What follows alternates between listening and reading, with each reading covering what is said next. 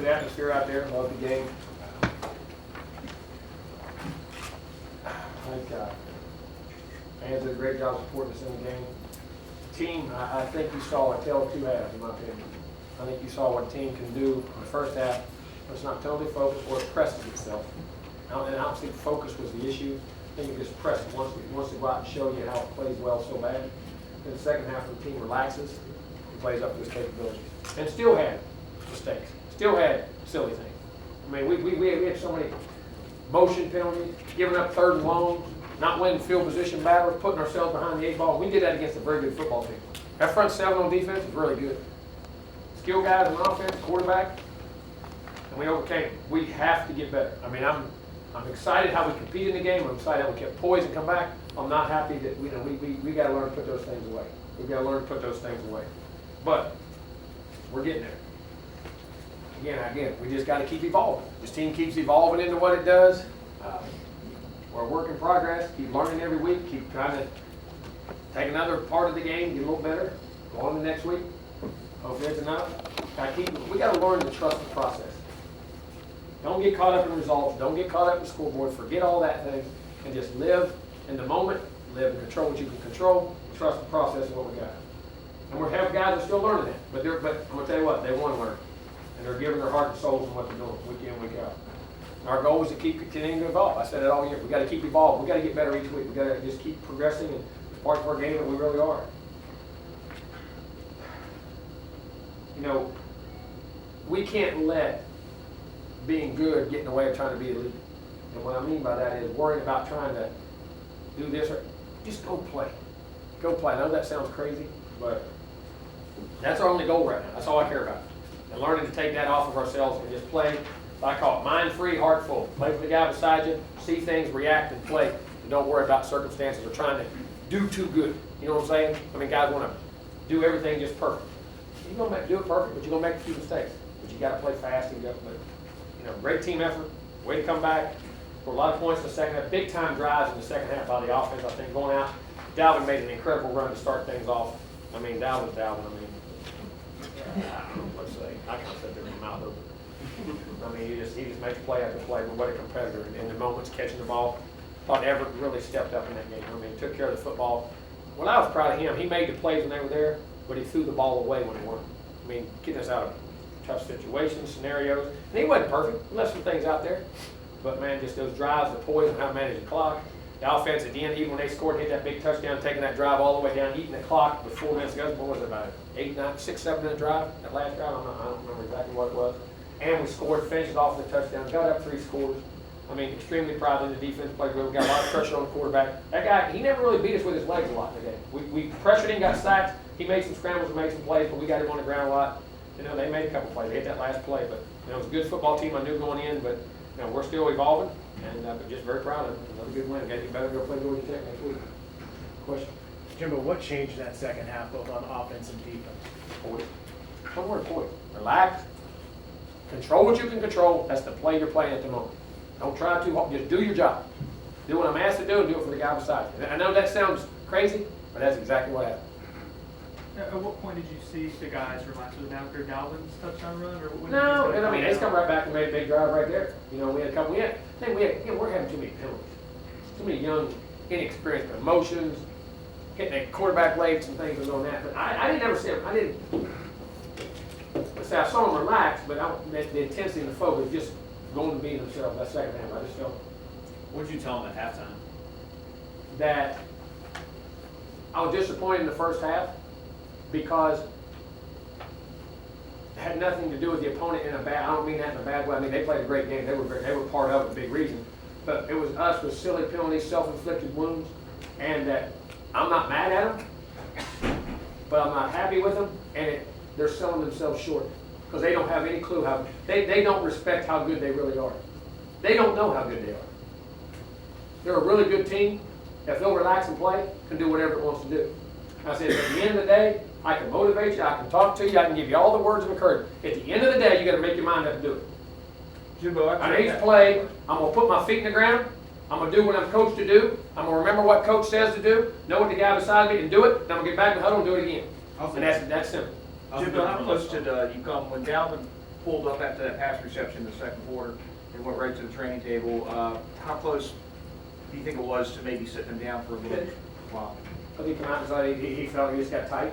And then when the trainer checked it, he said it was tight, it wasn't before. Wasn't even like last week. It wasn't even half as bad as last week. Not that bad as last week.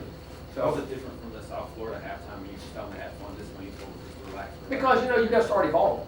At the end of the day, you got to have fun, you got to be a kid. Now, sometimes you got to grow up. This team is a really good team if it plays up to its capabilities every week and forgets about it. Youth is not an excuse. There's no age limit on being good if you want to have the focus and the poise to go do what you got to do. You know what I'm saying? It's time. Sometimes you pat him on the back. Sometimes you got to kick him in the tail. And it was time to kick him in the tail. Jimbo, Kermit had another big day today and big chunk play there in the second half. What does he bring to your passing game right now? Anyway, he's running precise routes. He's blocking very well. And then at the same time, when he gets that ball in his hand, he's getting north-south. He's making those plays, and we're finding different ways to get him the ball. And then it's feeding off those other guys, and they worry about him as getting the other guys open. I mean, he is a very dynamic guy, and he's learning. Kermit's really learning to be a football player. And he's still a long ways to go, but he's really learning to play football. Jimbo, Javion Elliott came in and had some nice plays. You gave him that scholarship before the season. What was it that impressed you? Shit, his performance. That guy's heart and soul was in it. He made plays. He hustled. You put him on that kickoff team. You go back and look at every kickoff every week. He's one of our top guys on special teams. Making plays. Hey, we need to play in their defense. We had some guys hurt, guys injured, things going on. He has played his tail off in practice, gotten ready. And I don't know if people in today's time,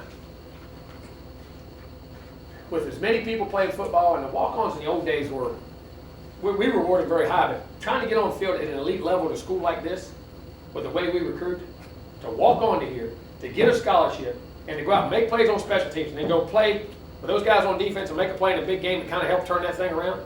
I don't know if we really appreciate, how hard what that young man's done, what he has done, and how big that is, how hard that is to do, especially on a team that has a lot of talented players. And I'm gonna tell you what, there's an example. Don't care.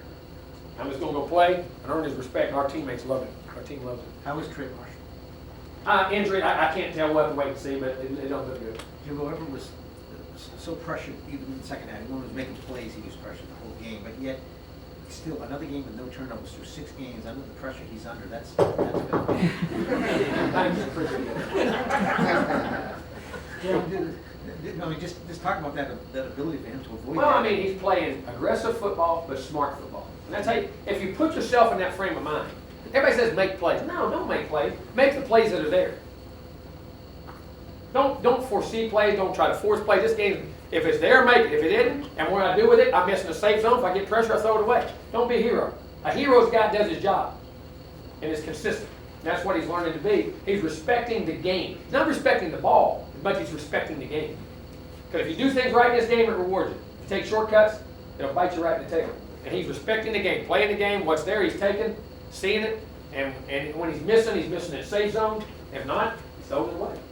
Jimbo, What do you like about his 2 touchdown throws? They're both kind of different. Yeah, 3. The one to Rudolph, I guess, late, and then the one to Kermit. Well, we had double move on the second one. We knew it was cover 2, and where he knew safety got out whack, but the backer got deep, and he threw it. So if he missed that one with the air on it, it's going to go out the back of the end zone. Put it right where we get it. No one gets it. Tremendous read, tremendous eyes. I mean, great play. And then what was the other one you say? To Kermit, the 70-yarder. Yeah, I mean, we had a play. They covered it. We went 1, 2, 3, 4, went through his progression. Got broke the scramble, and our scramble. We're learning to scramble with him. We have been doing that very poorly, by the way. Our backs, receivers, and tight end haven't been doing a good job with scramble. We've worked on that and getting back in vision to him, keeping plays alive, and Kermit do it. But then, I mean, you give him an inch now. I mean, we forget that's the fastest guy on the field. Were you upset with the second down play of that drive? It looked like What it was was a throw. It was a Turned the throw. wrong way. Alvin got like 3 or 4. Yeah. We missed a signal. It was a missed signal is what caused it. It was a missed signal. Yeah, we misinterpreted the signal. Thank you. Jimbo, You guys, I'm trying to be in a good mood. I wanted to see you. He was able Start out to like bounce that. back and score. We may have talked about this earlier, but why is your team evolving to a better team in the third quarter? Huh? Why is your team evolving to a better team? Well, I think they start to trust the process in the game, and I think they believe in each other, and we take a lot of pride in it. Hopefully, I mean, but I think they just keep believing in each other, keep pushing, and again, we got a great group of kids who won't quit, and they fight themselves into a rhythm of how to play. Jimbo, it was 20-14, and you got 2 really aggressive the defensive plays. Jalen Ramsey throwing the receiver out of bounds basically on the screen, and then Derwin on the sack. Just the way the physicality the defense started to bring. They did. I mean, they compete. This team, it's got a feeling to compete. You know what I'm saying? And it will not back up. And that's what I'm proud of. We just got to do it a little more at times. But those guys, those two guys now, they set a tone. And Jalen sets that tone, man. I mean, I don't know if I've ever been around a corner as physical as he is. I mean, some of the blocks he beating blocks on the side, making tackles, and they feed off of him. Our guys feed off of him. Coach Jimmy's pick, before he even got to the sidelines, the guys were mobbing him and knocked him over, celebrating. When they see a guy who's a walk-on make a play like that, what does it do for The them? respect. That's what it's about. You go get respect by how you, it's not your talent, it's by how you go about your business. How you live your life, how you practice, how you worked hard. And those guys, they know how hard he worked to get there. And they appreciate it. I mean, and you can say there wasn't no jealousy in it at all. That was a big play. Jimbo, Louisville's first touchdown looked like there were a couple of blown coverages right after Troy left the game. They did. Well, it was two different guys. It was two different guys with two different plays, and just getting the communication. That happens sometimes when that safety goes out. And then Charlie got him fixed, and we went back to it. Two more questions. Jim, when the offensive line had a really bad series and it looked like there was some heated emotions and it seemed like you guys were trying to calm things down, what were you telling the offensive line at that situation? Forget everything else. All right. And sometimes you get rut, you go like that, they feel bad. Because that group, nobody works harder. I mean, they are a great group of human beings. And I could just see in their eyes, the trick of us too, we all did. But sometimes the head coach, you got to do it. You know what I'm saying? And you just saw in their eyes disappointment they were letting you down. But hey, forget all that. Grow back up. And you can't go in a shell when you make a mistake. Because there are some young guys, well, you can't do that. You got to grow up, man. And the only way you're going to get out of this thing is go make the next play. And just explain that. We ain't mad, and I get frustrated with them, but I still love them. Coach Trigger loves them. We all love them. Let's just go back, take care of our business, play one play at a time. We love you. We ain't taking nobody out, and do what we got to do. What was it like having the highest paid graduate assistant on the sideline? Good. He's down a lot. He ain't changed a lick. I miss him. I mean, it was good. You had him back. You had Terrence Brooks. You had Devontae Freeman. I don't know who. I mean, who else was here? Mario. Who? Mario. Oh, Rodney Hudson. I mean, we forget how good a football player that guy was. Wow. I mean, just to have those guys back. You know what? I mean, just the memories and that's what this whole thing's about. We talk about winning games and all that, but those relationships, and that's not going ahead. And one Devontae, all those guys. We had them with all those guys. Him and Devontae, those guys are special. That's not going ahead. I'm sorry, not graduate assistant, fourth year senior. I'll be a fourth year, be a junior. He still got 2 years left. He got this year, next year. I'm just proud of all those guys. I mean, look at the success they're all. I mean, Chris Thompson, what he's doing up there right now. Devontae Freeman. I mean, all those. What KB was doing. Just Rashad was having. I mean, Rodney. I mean, I go Terrence Brooks, Jernigan. That whole group of guys. Telvin. I mean, people realize since Telvin started starting the Jacksonville Jaguars, you know he's the leading tackler in the NFL. And about 210 pounds playing middle linebacker. EJ started tomorrow. I mean, there's another guy. I don't know how people appreciate what he did for this program. You talk about the evolution of this program and where it was. You remember that guy played the whole second half of Notre Dame game with a broken leg. We were down 14-0. He came back and won 18-14. I hope people appreciate how good a player he was and what he meant to this program. He took us to our first championship that year. But you know, there's quality human beings you're sitting there talking about. How blessed are we to have those guys here in our program and to have them back? I mean, I cheer for them every weekend, and God, it's great to see them. I want to put them in sometime. Cool. Thank you.